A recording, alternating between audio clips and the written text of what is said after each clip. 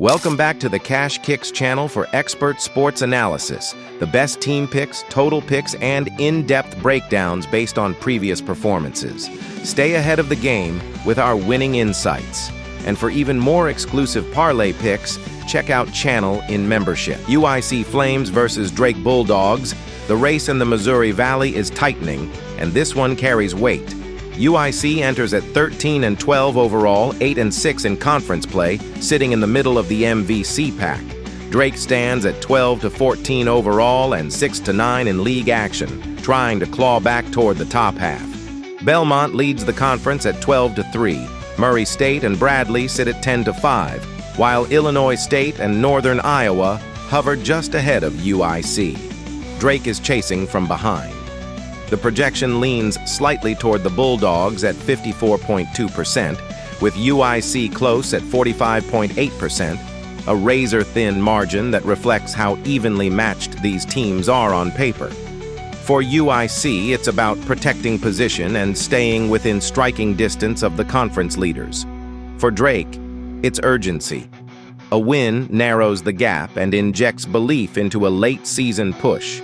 UIC averages 74.6 points per game on 44% shooting, knocking down 31.1% from 3 and 73.2% at the line. They move the ball well at 14.0 assists per game, generate 8.2 steals, and protect the rim with 3.8 blocks.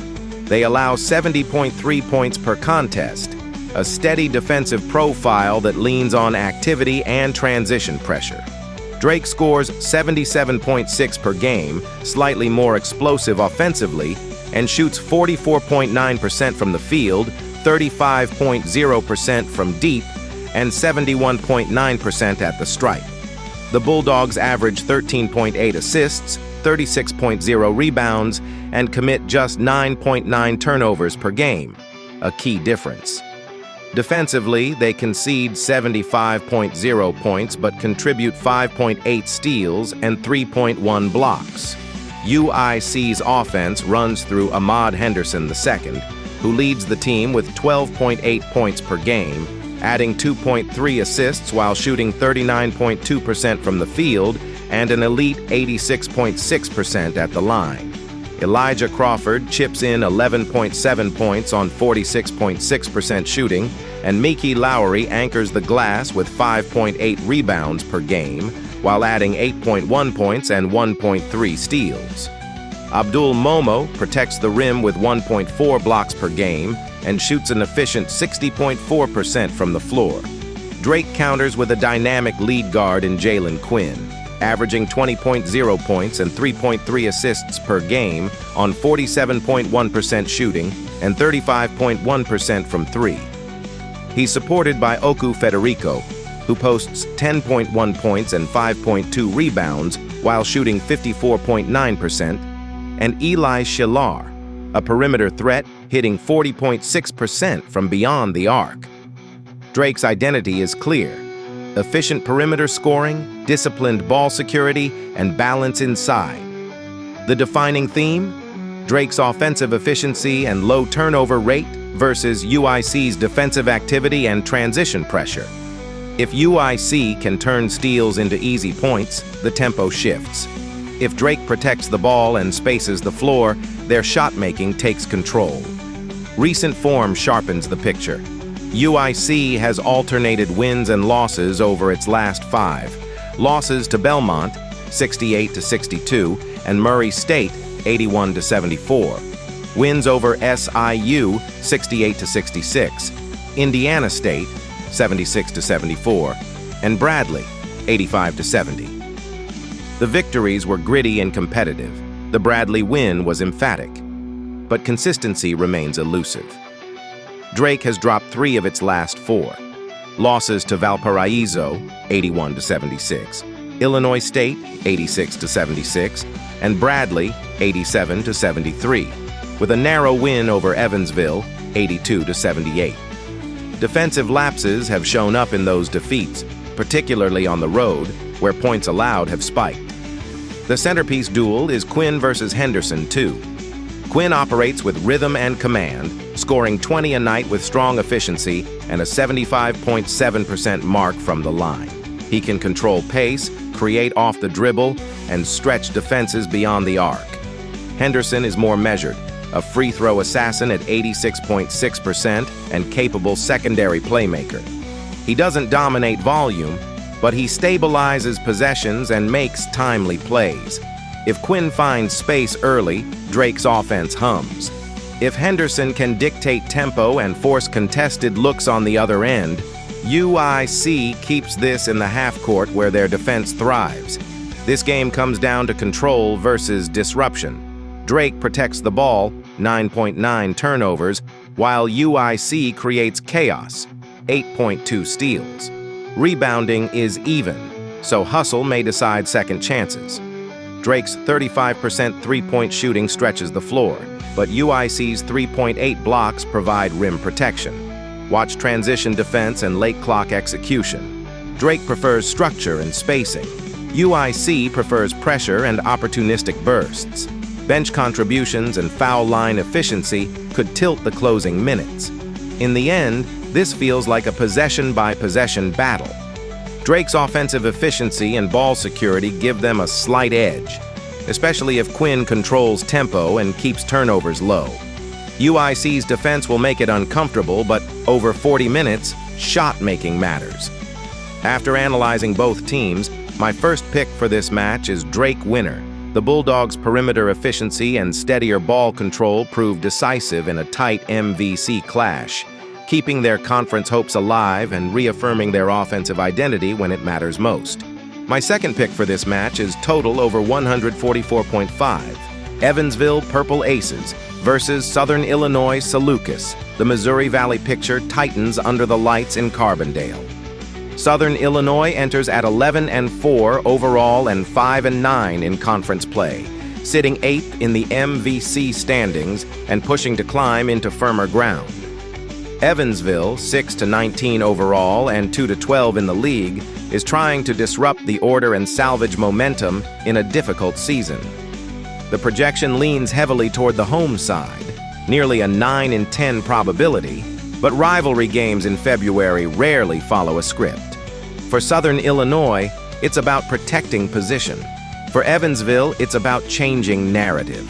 Southern Illinois scores 74.2 points per game on 46% shooting, stretching defenses with 28.2% from three and 66.9% at the line. They rebound at a strong 37.8 per night, move the ball for 13.7 assists, and generate 8.1 steals with 3.7 blocks.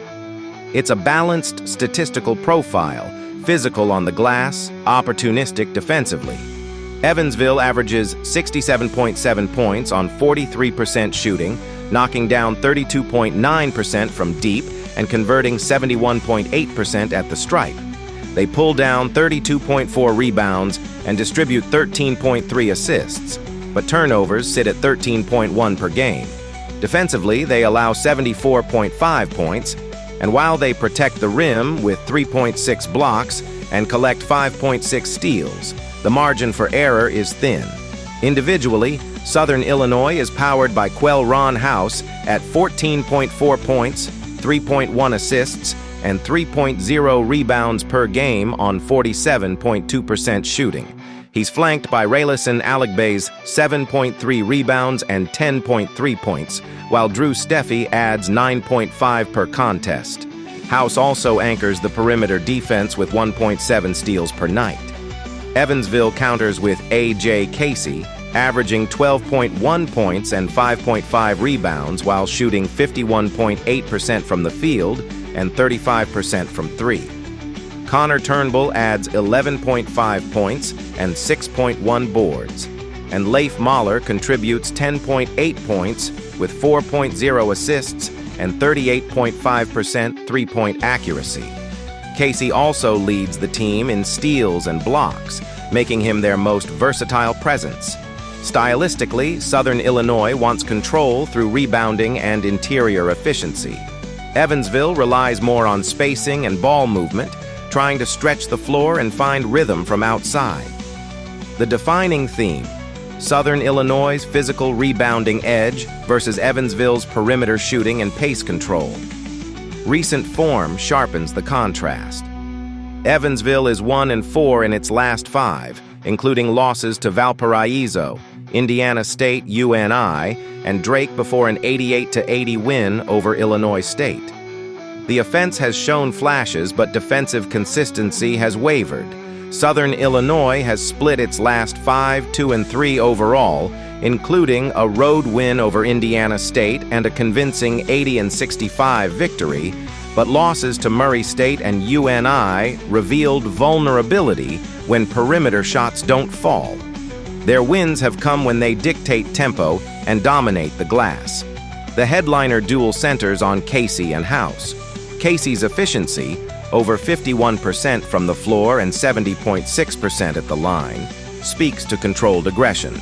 He works inside out, finishes through contact, and stretches the floor enough to keep defenders honest. House is more fluid with the ball in his hands.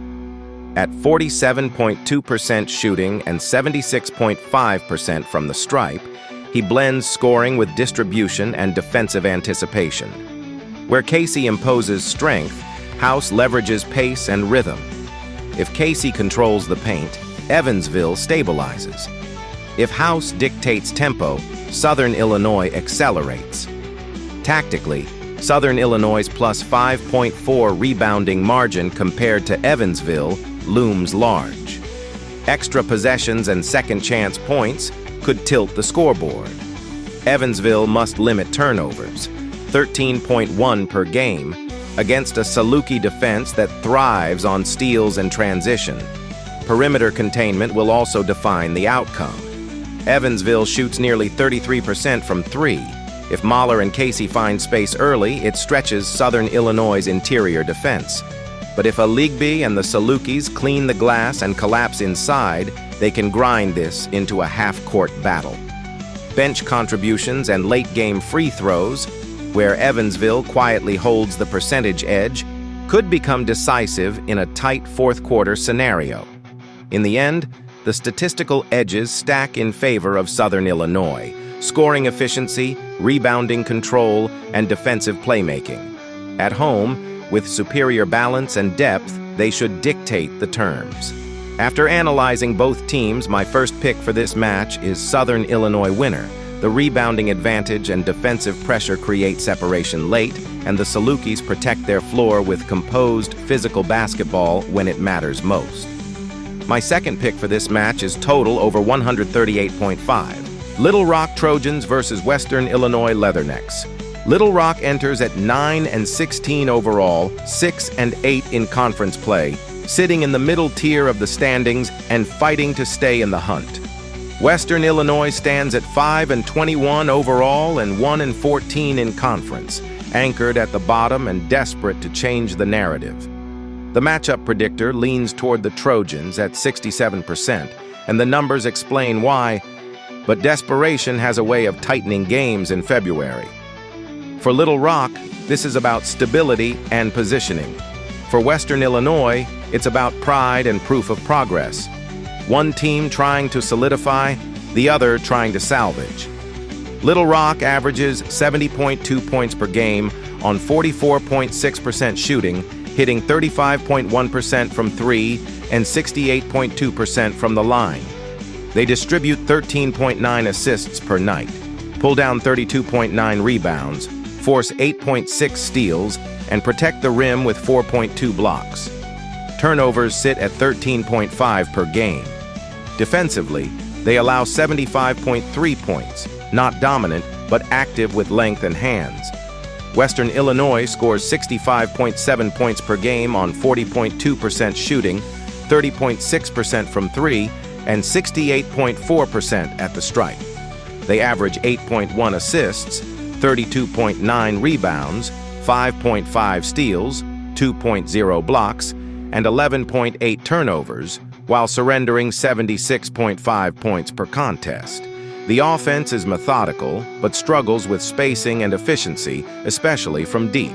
Jonathan Lawson leads the Trojans with 16.6 points per game, shooting 40.3% from the field, and 36.3% from 3, while knocking down 81.5% at the line. He adds 3.9 assists and 3.6 rebounds, a steady perimeter engine.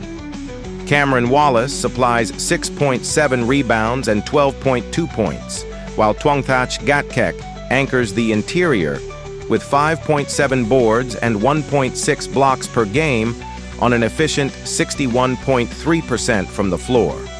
Little Rock's defensive identity is built on activity, steals, shot contests, and second chances. Western Illinois counters with Lucas Lorenzen at 15.4 points per game, shooting 39.3% overall and 31.6% from 3, but an excellent 81.1% at the line.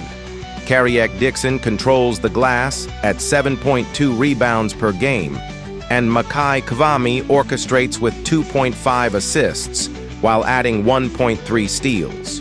The Leathernecks rely on grit, half-court possessions, effort on the boards, and timely free throws. The defining theme is efficiency versus resistance. Little Rock's balanced scoring and perimeter accuracy meet a Western Illinois defense that forces opponents into grinding sequences but struggles to convert offense on the other end. Recent form tells the emotional story. Little Rock has dropped 4 of its last 5. Losses to SIUE, UT Martin, Tennessee State, and Southeast Missouri State, with only 1 win, an 87-77 decision over Tennessee Tech.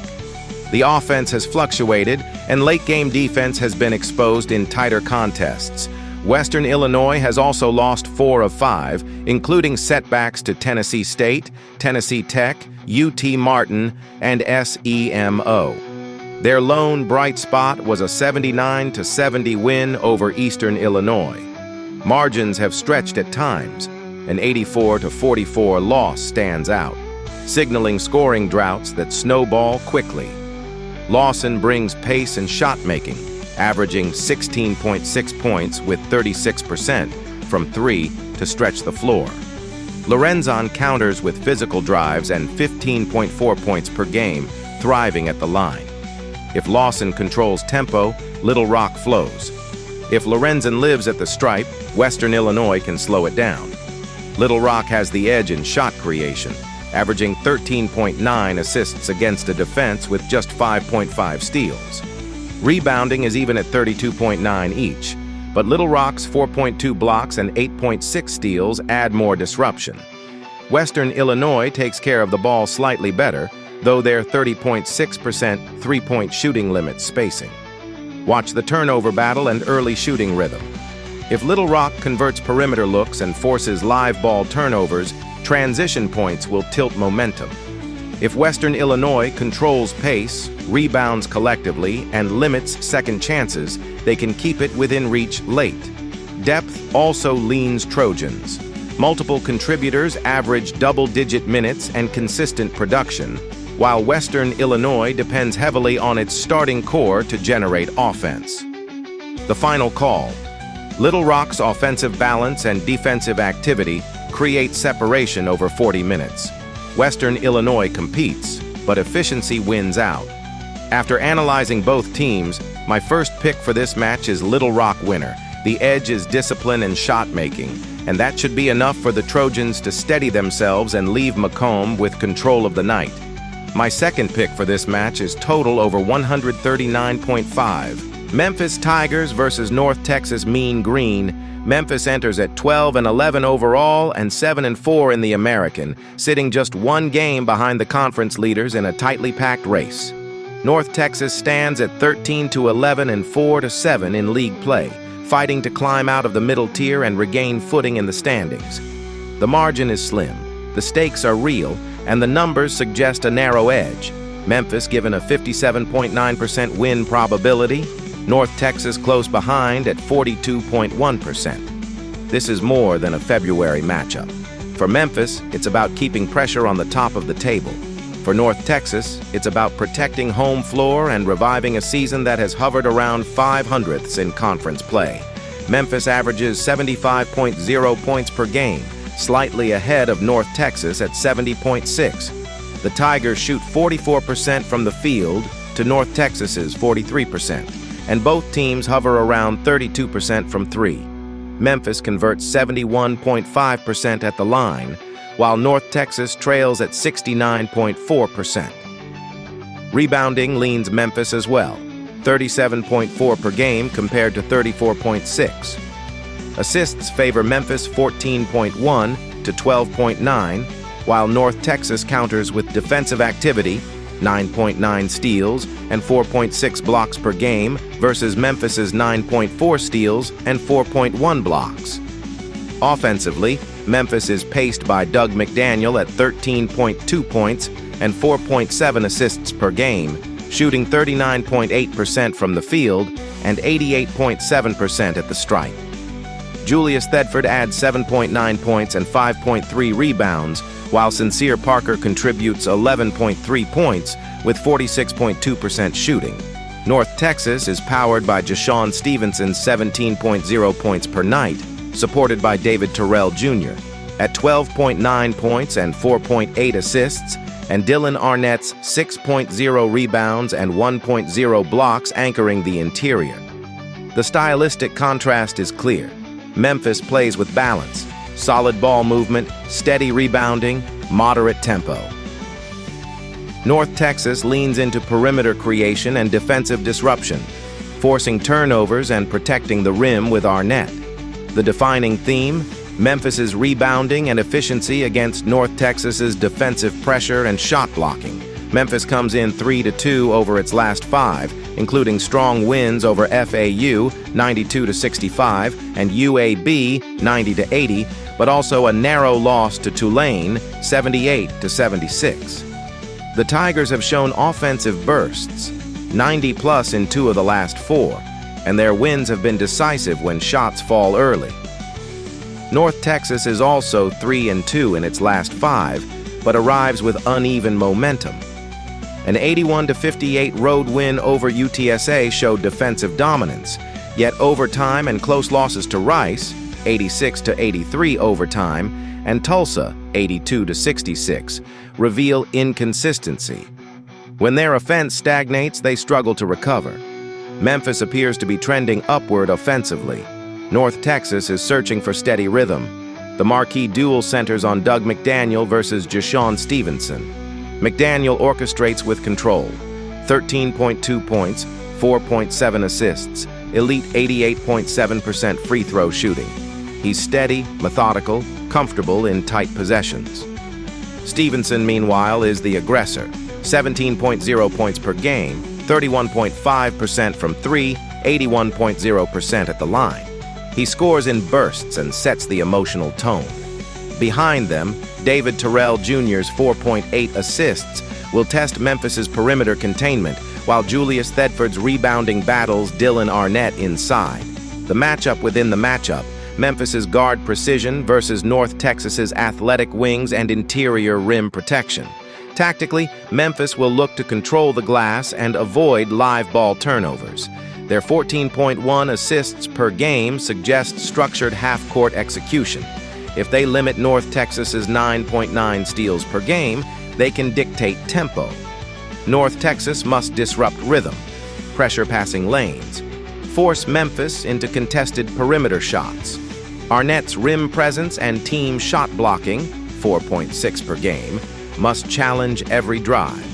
Transition opportunities off steals could swing momentum quickly. Bench depth and composure late will matter.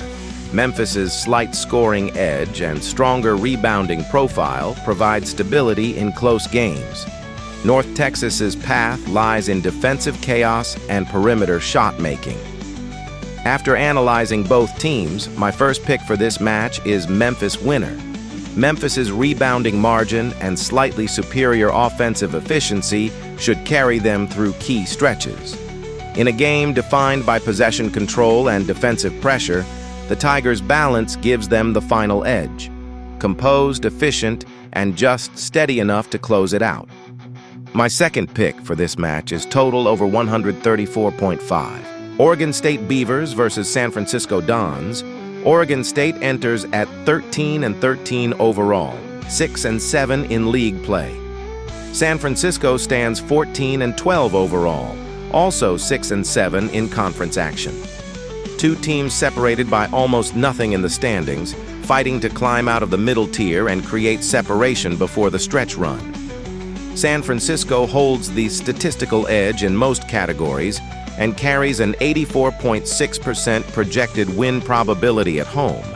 But Oregon State has shown flashes of resilience that make this far from settled. Oregon State averages 70.2 points per game, shooting 42% from the field and 34.8% from three, while converting 77.1% at the line.